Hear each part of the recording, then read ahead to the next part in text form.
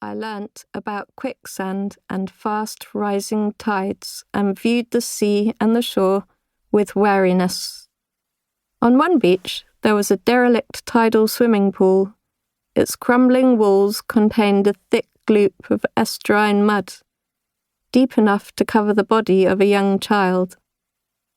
I would falter at the sight of the sea through the gaps in the wooden deck of the Grand Pier in Weston-super-Mare. We moved inland when I was 6, and only then did the sea become more inviting. A glass jar of pale yellow periwinkle shells, gathered from a Cornish beach on a childhood holiday, still sits on my shelf. When I left school, I moved to central Scotland to study environmental science and joined a university mountaineering club. The environment that we studied was only ever terrestrial. Occasionally, my hill-walking friends and I would dare each other to swim in the sea in the depths of winter, but I still never really thought of it beyond its surface. The sea remained a place to fear, to admire from a distance. Partway through the voyage to Shetland, the ferry docked at Kirkwall in the Orkney Islands, and there was a brief respite from all the motion and the noise. I envied the Orcadians and tourists leaving the boat. They would not have to face more hours of a turbulent sea.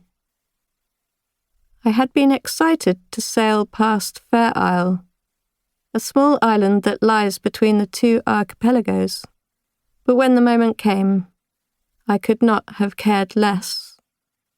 The ferry journey seemed like a test, and one that I had already failed. In the morning, we left the fetid cabin and saw our first view of Shetland through salt-smeared windows. The land looked bleak and so exposed to the wrath of a storm-driven sea.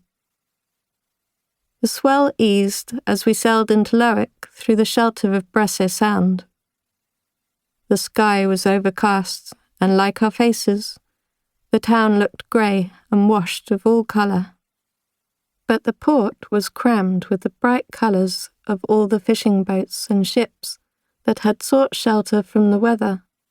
Sleek-hulled oil industry vessels loomed over the elegant forms of tall ships with their neat clutter of masts and rigging. Flags and bunting fluttered in the wind. The tall ships were taking part in a race that had begun in Waterford in Ireland and would end in Halmstad, Sweden. The weather had delayed their voyage across the North Sea to Stavanger in Norway. We drove off the ferry and found our way to the familiarity of a supermarket. I poured milk into my son's bottle and tried to warm it against my skin. We had rented a house and needed to pick up the keys from the solicitor, but it was early in the morning, and the office had not yet opened. The wind was still icily cold, and we waited in the shelter of the car. Our son played with the steering wheel, and my husband and I sat and stared out of the windscreen in stunned silence.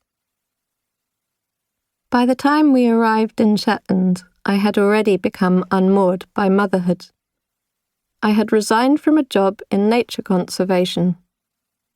In the department of the research institute in which I had worked, my pregnancy had felt like an admission of a lack of ambition. I had chosen to have children and not a career, it seemed to me, when I had been hoping, like the men that I worked with, to have both. My husband flies helicopters to and from the oil and gas installations in the North Sea and Northeast Atlantic. He works in an industry that makes no allowances for parenting or for any other caring responsibilities. I knew I would have to take the lead in caring for my son, and this would be to the detriment of a career in which progression is based on a level of productivity achieved through overwork. At times, in those early days of motherhood, it felt as if I was staring at a rainbow